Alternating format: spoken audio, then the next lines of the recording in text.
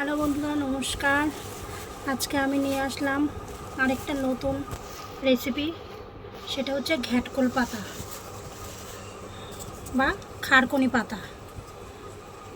এই যে পাতাটা এরকম, এই পাতা চলো আমি কেটে নিই। পাতাগুলো কেটে আমি ধুয়ে নিয়েছি, সঙ্গে যে কাঁচা লঙ্কা দিয়ে কড়াইতে আমি একটু সতলে নিচ্ছি, নুন হলুদ দিয়ে সতলে নেব। এর মধ্যে আমি কোনো জল দেবো না, জল ছাড়াই আমি সতলে নেব। ভিডিওটা যদি আপনারা স্কিপ না করে পুরো ভিডিওটা দেখবেন। ভিডিওটা যদি ভালো লাগে লাইক কমেন্ট শেয়ার করবেন, আর ইউটিউব থেকে যারা দেখছেন তারা সাবস্ক্রাইব করবেন, আর ফেসবুক থেকে যারা দেখছেন তারা ফলো করবেন।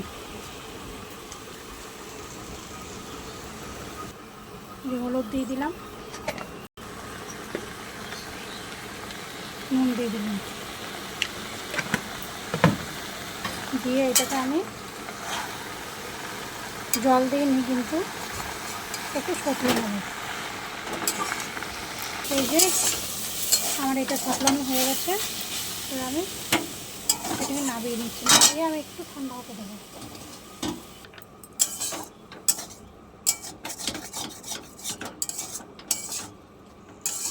এবার আমি এটাকে নামিয়ে নিচ্ছি। এবার আমি মিক্সির জারের মধ্যে এটা দিয়ে দিচ্ছি, দিয়ে আমি পেস্ট করে নেব।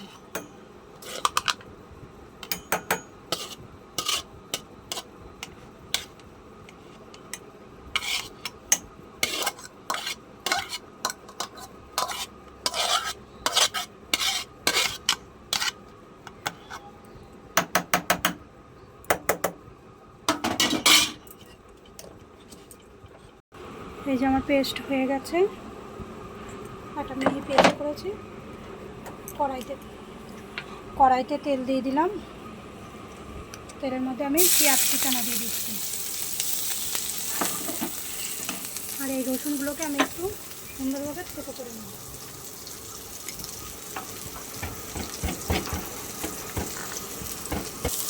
রসুনটা আমার থেতো করা হয়ে গেছে। এবার এই রসুনটা আমি এই পেঁয়াজের মধ্যে দিয়ে দিচ্ছি। রসুন খুব তাড়াতাড়ি হয়ে যায়, ওই জন্য পেঁয়াজ রসুন দুটো একসঙ্গে কখনোই দেওয়া উচিত হবে না। পেঁয়াজটা ভাজা হতে একটু টাইম লাগে, কিন্তু রসুনটা ভাজা হতে খুব জলদি হয়ে যায়, একটু টাইম লাগে না।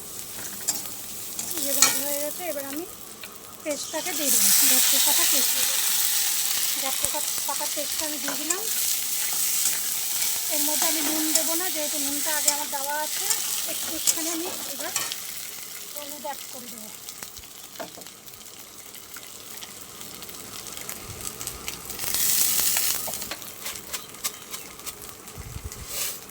একটু চিনি দিয়ে দিচ্ছি।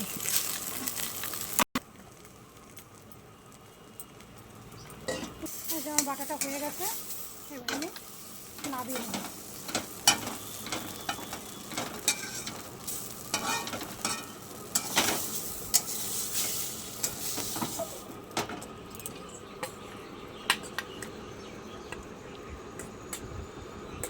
আপনাদের যদি ভিডিওটা ভালো লাগে তাহলে লাইক কমেন্ট শেয়ার করবেন, ফলো করবেন ফেসবুক থেকে যারা দেখছেন, আর যারা ইউটিউব থেকে দেখছেন তারা সাবস্ক্রাইব করে রাখবেন আরও নতুন ভিডিও পাওয়ার জন্য।